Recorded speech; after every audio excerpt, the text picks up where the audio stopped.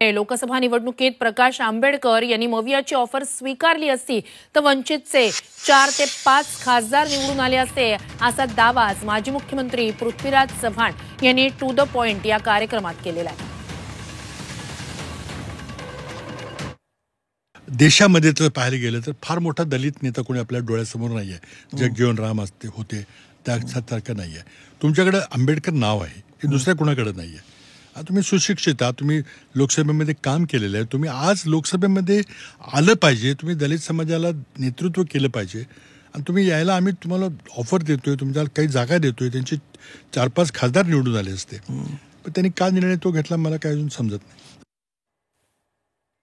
तर to the पॉइंटमध्ये माजी मुख्यमंत्री पृथ्वीराज चव्हाण यांची ही संपूर्ण मुलाखत आज रात्री 10:30 वाजता तुम्ही पाहू शकणार आहात. म्हणजे अशी एक चर्चा की आता झालं, माफी मागितली, सरकारने चूक कबूल केली एक प्रकारे, तर हा मुद्दा उद्या त्याच्यावर तुम्ही राजकारण करताय मुद्द्याचं. हा मुद्दा जर महाराष्ट्रात झाला तर राजकीय पक्षांनी काय मौन पाळून बसायचं का? यामध्ये जर भ्रष्टाचार झाला असेल तर सगळ्या मंत्रिमंडळाचा राजीनामा घेतला पाहिजे. शिवसेना हा महाविकास आघाडीचा चेहरा आहे. नाही, महाविकास आघाडी हाच चेहरा आहे. तुम्ही नुकतेच जरांगे पाटलांना भेटून आलात, जरांगे पाटील फॅक्टर हा तुमच्या कामाला आला का? त्यांना जर वाटलं की कोणीतरी आपल्यामध्ये फूट पाडायचा प्रयत्न करतोय, कोणीतरी आपल्याला फसवलंय, अशी त्यांची जर भावना झाली असेल तर तो त्याच्या विरुद्ध ते स्टँड घेणारच.